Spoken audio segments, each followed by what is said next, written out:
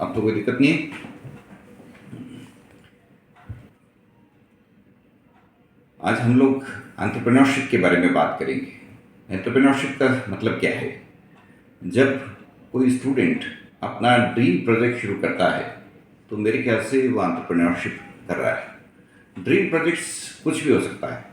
जैसे अगर किसी स्टूडेंट को लग रहा है कि उसको खेल कूद में बड़ा मज़ा आता है और वो खेल कूद को अच्छे से ऑर्गेनाइज करना चाहता है, उसकी ट्रेनिंग देना चाहता है, उसके लिए कोचिंग की व्यवस्था करवाना चाहता है, स्टूडेंट्स को आगे बढ़ने के लिए मौका देना चाहता है। उसने जैसे ही ये प्रोजेक्ट शुरू किया तो क्या हुआ? एक एंटरप्रेन्योरशिप हो गया। लेकिन एंटरप्रेन्योरशिप में दो बातें हैं। पहली बात, लॉस होना जरूरी है। आपको लॉस होगा तभी आप सीखोगे। वो लॉस थोड़ा हो शुरू में, ताकि आप उसको बियर कर सकें। जब तक आप लॉस नहीं बियर करेंगे तब तक आपका खुद का ही डेवलपमेंट नहीं होगा, आप डिसीजन लेना नहीं सीख पाएंगे। आज हम लोग सरकारी सिस्टम्स के तहत पले हुए हैं। भाई हमने स्कूली एजुकेशन कहाँ लिया? हमें ज़्यादातर लोगों ने सरकारी स्कूलों में पढ़ाई की है। हम गवर्नमेंट सेटअप के हैबिचुअल हो गए, तो डिसीजंस भी उसी तरह लेते हैं। और अगर आप सरकारी तरीके से डिसीजन लोगे तो बिजनेस में कामयाब नहीं हो सकते, क्योंकि सरकार में हर जगह रूल्स रेगुलेशन, ये करो वो करो, ये नियम वो नियम। आप इतने सारे प्रोसीजर्स, इतने सारे सिस्टम्स शुरू में लागू कर दोगे तो आपका बिजनेस में ही अटक जाएगा। आपकी कंपनी बहुत बड़ी हो जाए, उसके बाद आप दुनिया भर के नियम लगाते हो तो बात समझ में आती है, कोई दिक्कत नहीं। लेकिन जब आपका स्टार्टअप है, बिल्कुल छोटी कंपनी है, और आप दुनिया भर के नियम लगा दोगे, सरकारी सिस्टम की तरह अपने बिजनेस को स्टार्ट करोगे, तो आपका बिजनेस वहीं फेल हो जाएगा। आप देखिए खुद, ज़्यादातर सरकारी विभाग घाटे में, ज़्यादातर सरकारी कंपनियां घाटे में। ये तो इनकम टैक्स देने वालों का भला हो तो सभी डिपार्टमेंट काम कर रहे हैं, लेकिन अगर इनकम टैक्स पेमेंट रुक जाए, लोग इनकम टैक्स पेमेंट करना बंद कर दें, लोग क्वेश्चन करने लग जाएं कि सरकार इनकम टैक्स किस बात का ले रही है हमसे, तो सारी सरकारी व्यवस्थाएं रुक जाए, क्योंकि सरकार ने कोई भी ऑर्गेनाइजेशन सेल्फ सस्टेनिंग नहीं बनाया। जो सरकारी यूनिवर्सिटी अभी घाटे में चल रही है उसी को आप प्राइवेट बना दो, आप देखेंगे अगले दिन से वो मुनाफा कमाने लग जाएगी, अगले दिन से वो प्रॉफिट में आ जाएगी, सरप्लस में आ जाएगी। तो सिंपल सी बात ये है, हम एक ऐसे सिस्टम के तहत पैदा हुए, बड़े डेवलप हुए, जिसमें हमको कदम कदम के ऊपर रूल्स रेगुलेशन प्रोसीजर सिस्टम्स की दुहाई दी जाती है। लेकिन ऐसे तो स्टार्टअप शुरू नहीं हो सकता, ऐसे बिजनेस एंटरप्राइज शुरू नहीं हो सकता। तो बिजनेस शुरू करने के लिए क्या करें? बिजनेस शुरू करने के लिए लॉसेस बियर करिए। लॉसेस यानी नुकसान। और आप नुकसान नहीं बियर करेंगे, करना भी नहीं चाहते, लेकिन ऐसा नहीं करेंगे तो आपको बिजनेस आएगा नहीं। आपको कदम कदम पर यह समझ में आएगा कि मैं इस लॉस को ऐसे मिनिमाइज कर सकता हूँ, इस लॉस को ऐसे मिनिमाइज कर सकता हूँ, और फिर बाद में फिर आप प्रॉफिट के लिए आगे बढ़ पाएंगे। देखिए, दो चीज़ें हैं, एक है कॉस्ट और एक रेवेन्यू।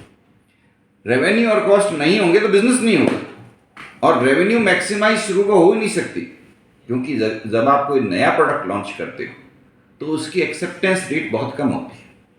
कोई भी नया प्रोडक्ट आप लॉन्च करो, 2% लोग होंगे जो उसको सपोर्ट करेंगे, सिर्फ 2% लोग, क्योंकि हर व्यक्ति एक एस्टेब्लिश ब्रांड को ही लेगा, भले ही वो पुरानी हो, भले ही वो खराब हो, लेकिन एस्टेब्लिश प्रोडक्ट ही लेगा। आपने एक नया प्रोडक्ट लॉन्च किया है, एक नई ब्रांड लॉन्च की है, आप ये कैसे मान के चल रहे हो कि हर व्यक्ति आपका प्रोडक्ट खरीदेगा? नहीं खरीदेगा। लेकिन आपने कुछ नया शुरू किया है, कुछ इनोवेटिव काम शुरू किया है, उसके लिए 2% लोग होंगे जो रिस्क लेकर के आपके नए प्रोडक्ट को ट्राई करेंगे। तो रेवेन्यू धीरे धीरे बढ़ेगी। जब आपने एक कस्टमर को सेटिस्फाई कर दिया और वो कस्टमर को लगा कि ये बिजनेस बिल्कुल फेयर है, ये एंटरप्रेन्योर बिल्कुल फेयरली काम कर रहा है, ईमानदारी से काम कर रहा है, उसको ये लगा कि आपका काम करने का तरीका बिल्कुल ट्रांसपेरेंट है, सही है, जो प्रॉमिस करते हो डिलीवर करते हो, तो वो आपके बारे में 10 लोगों को एंडोर्समेंट के रूप में बताएगा, डायरेक्टली या इनडायरेक्टली, और इस तरह आपका बिजनेस आगे बढ़ेगा।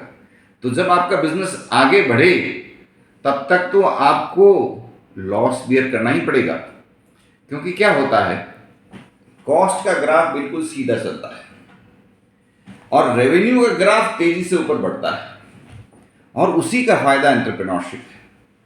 आप रेवेन्यूज को तेजी से बढ़ा सकते हो, लेकिन रेवेन्यू का ग्राफ जीरो से ही शुरू होगा। आप सीधे ही 1000 की रेवेन्यू 2000 की रेवेन्यू क्रिएट नहीं कर सकते, तो you have to start from zero. तो रेवेन्यू का ग्राफ जीरो से शुरू होता है, कॉस्ट का ग्राफ जीरो से शुरू नहीं होता, क्योंकि जैसे ही आपने बिजनेस शुरुआत की, जैसे ही थॉट को एक्शन में कन्वर्ट किया, कॉस्ट आ गई। Cost doesn't start from zero. तो एक एंटरप्रेन्योर कैसे एक सफल एंटरप्रेन्योर बन सकता है, उसको सबसे छोटे आकार के बिजनेस से शुरू करना चाहिए। दी कॉस्ट इज लर्निंग। लॉस जितना भी हो रहा है वो सब एक तरह की पाठशाला है। तो एंटरप्रेन्योरशिप शुड स्टार्ट अर्ली। एक कॉलेज लाइफ के रूप में आप एंटरप्रेन्योरशिप का प्रोजेक्ट शुरू करिए, बिल्कुल छोटे स्केल पर शुरू करिए, धीरे धीरे उसको आगे बढ़ाइए, एक्सपीरियंसेस को अक्यूमुलेट करिए, लोगों से पॉजिटिव फीडबैक लीजिए और फिर आगे से आगे बढ़ते जाइए। बिजनेस यूं बढ़ता है सीढ़ियों की तरह, नौकरी कभी भी सीढ़ियों की तरह नहीं बढ़ती। नौकरी के अंदर जितनी साल भर में इन्फ्लेशन होती है उतना आपको इंक्रीमेंट मिल जाता है। आप मन में खुश होते हो कि मुझे 10% इंक्रीमेंट मिल गया, लेकिन आप ये भूल जाते हो कि साल की 10% तो महंगाई बढ़ गई। लेकिन बिजनेस में सीढ़ियाँ हैं। बिजनेस आपको सीधा सीढ़ियों से धीरे धीरे आगे बढ़ना बताता है, और जब आप बिजनेस को आगे बढ़ाते हो तो बिजनेस आपको नए नए रास्ते सिखाता है, डिसीजन मेकिंग बताता है। बिजनेस में जैसे ही आपने एक निर्णय लिया, आपको पता चला कि अरे ये निर्णय मेरा गलत था। आप अपने हर निर्णय पर पछतावा करोगे, लेकिन वही सीखना होगा। जब आपने एक प्रोडक्ट लॉन्च किया, अगले दिन आपको पता लगा, मार्केट से फीडबैक मिला कि इस प्रोडक्ट में ये कमियां हैं, और आपको लगा कि ये तो कमियां मैं दूर कर सकता था, मैंने गलती की, मैंने एक प्रोडक्ट लॉन्च किया लेकिन समाज को दूसरे प्रोडक्ट की ज़रूरत थी। ये आपको एहसास बाद में होगा। आप मिस्टेक करने के बाद ही आपको पता लगेगा कि मैंने मिस्टेक की थी। तो जब आपने बिजनेस किया, उस बिजनेस का रिजल्ट आपको मिला, और उस रिजल्ट से फिर आपने अपने प्रोडक्ट को मॉडिफाई किया। तो जो काम आप विद इन योर रिसोर्सेस कर सकते हो, आपके पास जो लिमिटेड रिसोर्सेस हैं, आपके पास रिसोर्सेज हैं, आपको मेरे पास कोई रिसोर्स नहीं है तो भी मैं कहूँगा आपके पास बहुत सारे रिसोर्सेज हैं। देखिए, हम लोग एक फ्रेंडशिप नेटवर्क को भी एक रिसोर्स मानते हैं, दोस्तों के नेटवर्क को भी एक रिसोर्स मानते हैं। आप अपने दोस्तों के नेटवर्क को भी एक रिसोर्स के रूप में इस्तेमाल कर सकते हो। जैसे मान लीजिए आप अपने दोस्तों के बीच में बैठे हो और आपके दोस्तों को प्लेसमेंट में दिक्कत आ रही है।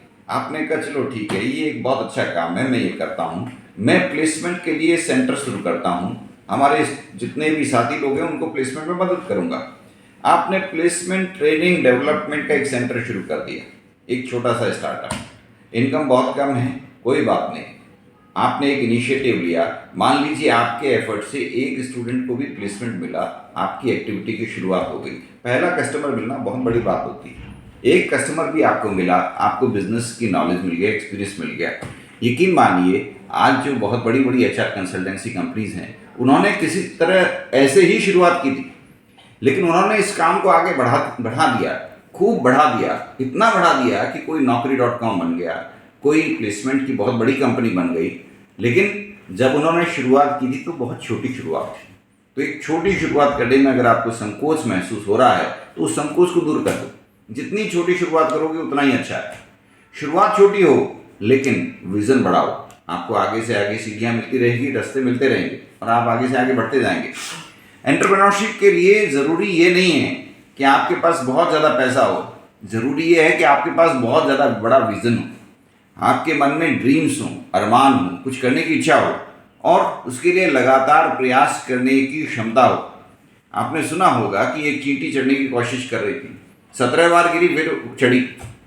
उसकी सीख आपके लिए ज़रूरी है अगर आपको एंटरप्रेन्योर बनना है। आप गिरेंगे, फिर गिरेंगे, फिर गिरेंगे, फिर गिरेंगे, लेकिन आपके अंदर का जज्बा वो कभी ख़त्म नहीं होना चाहिए। वो आपको हमेशा आगे बढ़ने में मदद करेगा। जब आप ये हौसला छोड़ दें कि नहीं अब मैं नहीं गिर सकता, अब मैं और हार बर्दाश्त नहीं कर सकता, आप जंग हार जाएंगे। एंटरप्रेन्योरशिप भी एक तरह की जंग ही है।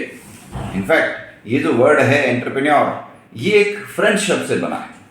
फ्रेंच में जो व्यक्ति युद्ध में सबसे आगे जाते थे उसको वो एंटरप्रेन्योर कहा करते थे, जिससे ये वर्ड बना है एंटरप्रेन्योर, जिसके लिए हम आपको कहते हैं आप एक उद्यमी हैं। उद्यमी का हिंदी में शब्द मतलब क्या होता है? जो लगातार प्रयास करता है। तो आप लगातार प्रयास कर सकते हो तो आप एक उद्यमी बन सकते हो। और स्कोप बहुत ज़्यादा है। क्यों? क्योंकि सोसाइटी में लगातार बदलाव हो रहा है। जो प्रोडक्ट्स मार्केट में अवेलेबल हैं वो सब ऑब्सोलीट हो चुके हैं, वो सब फालतू बन गए, और जो प्रोडक्ट समाज को चाहिए वो अवेलेबल ही नहीं। यकीन मानिए 90% प्रोडक्ट्स, 90% सर्विसेज ऑब्सोलीट हो चुकी है, यानी बेकार हो चुकी है, पुरानी हो चुकी है। वो चल रही है क्योंकि हमारे पास उसका कोई सब्स्टिट्यूट नहीं है। तो एंटरप्रेन्योर हर जगह चाहिए। आप बाजार में जाइए, कोई भी प्रोडक्ट खरीदिए, कोई भी सर्विसेज खरीदिए, आपको एहसास होगा कि ये तो ऑब्सोलीट है। जमाना बदल गया है लेकिन ये प्रोडक्ट नहीं बदला, जमाना बदल गया है लेकिन ये सर्विसेज नहीं बदले। तो जब आपको इस बात का एहसास हो कि यार ये गड़बड़ है और इसको बदलने की ज़रूरत है, तो उसी वक्त आपके अंदर एक एंटरप्रेन्योर की उत्पत्ति हो जाती है कि यार ये काम तो मैं कर सकता हूँ, इसको और अच्छे तरीके से कर सकता हूँ। और अगर उसका स्केल बड़ा कर सकते हो आप, तो आपकी एंटरप्रेन्योरशिप की जो अवधारणा है वो सफल होती है। एंटरप्रेन्योरशिप तब तक फेलियर है जब तक आप रिक्वायर्ड स्केल पे नहीं पहुंच सकते। स्केल ऑफ ऑपरेशन बहुत ज़रूरी है। बहुत छोटे स्केल पर आप एक्टिविटी शुरू करो लेकिन आप बढ़ाओगे नहीं इसको, तो फिर आप खुद ही परेशान हो जाओगे, क्योंकि प्रॉफिट नहीं आएगा। प्रॉफिट कब आएगा? जब स्केल ऑफ ऑपरेशन थोड़ा बढ़ जाएगा। एक छोटा व्यापारी सफल इसलिए नहीं हो पाता क्योंकि वो स्केल ऑफ ऑपरेशंस बढ़ाने के लिए जोर नहीं लगाता, दिमाग नहीं लगाता, प्रयास नहीं करता, और उसको ये लगता है कि ये परेशानी का काम है। और फिर ये भी होता है, जैसे ही आप स्केल ऑफ ऑपरेशंस बढ़ाना चाहते हो, आपको एम्प्लॉयज़ रखने पड़ते हैं एडिशनल, आपको नेटवर्किंग ज़्यादा करनी पड़ती है, आपको अपना 50% टाइम लोगों के साथ में कोऑर्डिनेशन में बिताना पड़ता है। हम लोगों की जिस प्रकार की शिक्षा व्यवस्था है उसमें हमें कोऑर्डिनेशन के लिए प्रशिक्षण मिला नहीं। हम लोगों से कोऑर्डिनेशन करना नहीं जानते और करना चाहते भी नहीं। हम निर्णय लिया, लोगों को आदेश दिया और खुश। ये काम सरकारी तंत्र में संभव है, एंटरप्रेन्योरशिप में ये संभव नहीं है। एंटरप्रेन्योरशिप के लिए ज़रूरी है कि आपस में कोऑर्डिनेशन हो, कम्युनिकेशन हो। कम्युनिकेशन, कोऑर्डिनेशन और आपस में कोलैबोरेशन, ये एंटरप्रेन्योरशिप के लिए ज़रूरी चीज़ें हैं। इसका हमें प्रशिक्षण मिला हुआ नहीं है, ये हमको सीखना पड़ेगा। अगर आपको एक एंटरप्रेन्योर बनना है, इस पर अधिक से अधिक समय लगाना पड़ेगा। तो शुरुआत कैसे करोगे दोस्तों? अगर आप वाकई एंटरप्रेन्योर बनना चाहते हो तो मेरा एक आपको रिक्वेस्ट है, सबसे पहले एक स्टार्टअप आइडेंटिफाई करो और उस स्टार्टअप में जा कर के इंटर्नशिप करो।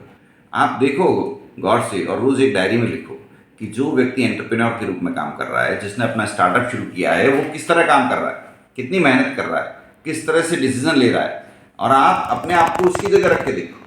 अगर आप उसको देख करके थोड़ा भी लर्निंग करते हो तो आप अपने आप एंटरप्रेन्योरशिप की दिशा में आगे बढ़ने लग जाते हो और ये एक शुरुआत हो जाती है। दूसरा तरीका ये हो सकता है कि उस स्टार्टअप के साथ थोड़े समय काम करो और उसको रिक्वेस्ट करो कि मुझे आपका काम पसंद आया है लेकिन मैं एम्प्लॉय के रूप में काम नहीं करना चाहता, मुझे इसकी एक फ्रेंचाइजी दे।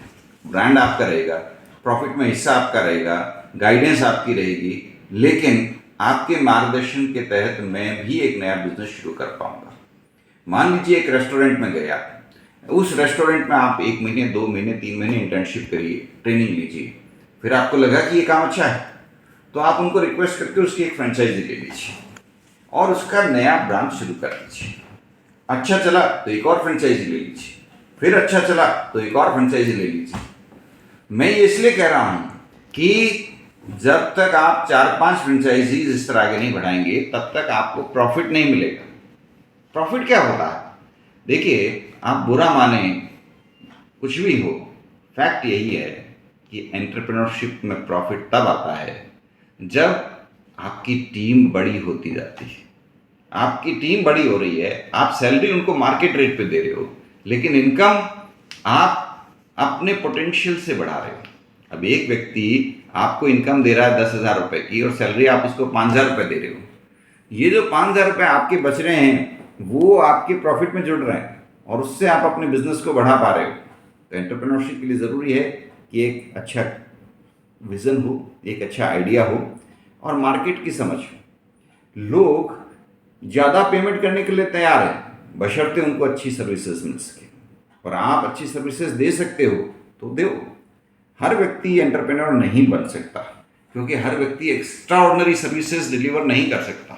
तो आप ये भी निश्चित मानिए, अगर आप ऑर्डिनरी सर्विसेज दे सकते हैं तो नौकरी की तरफ जाइए, आप एक्स्ट्रा ऑर्डिनरी कुछ कर सकते हैं तो एंटरप्रेन्योरशिप की तरफ आइए, क्योंकि एंटरप्रेन्योरशिप में फ़ायदा तभी है जब आप कुछ एक्स्ट्रा ऑर्डिनरी कर सकते हो।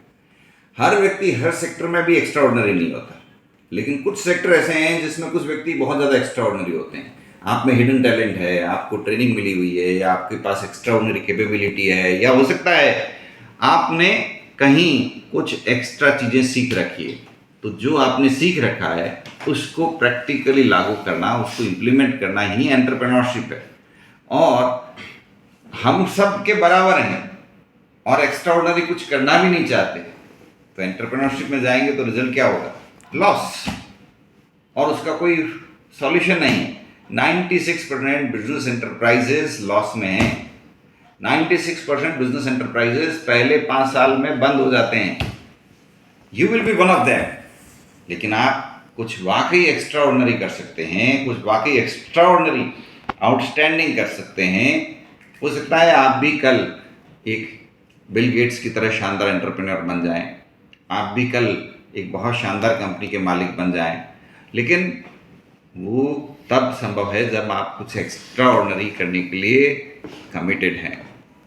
बिजनेस अपॉर्चुनिटीज़ अनलिमिटेड है, अनलिमिटेड। अभी आप गवर्नमेंट ऑफ इंडिया की वेबसाइट देखेंगे, दुनिया भर के प्रोजेक्ट्स गवर्नमेंट अपलोड कर रही है प्राइवेट सेक्टर को। आने वाले टाइम में सारे काम प्राइवेट सेक्टर बेस्ड होंगे और उनको करने के लिए आपके जैसे युवाओं की ज़रूरत है। जैसे अर्बन गवर्नेंस की बात करें, पहले सारा शहर का प्रबंधन कौन करती थी? म्यूनिसिपैलिटी। और अब स्मार्ट सिटी प्रोजेक्ट शुरू हो गया। हर शहर के अंदर शहर के अलग अलग एस्पेक्ट से संबंधित गवर्नमेंट टेंडर निकाल देती है, ये काम ये काम ये काम ये।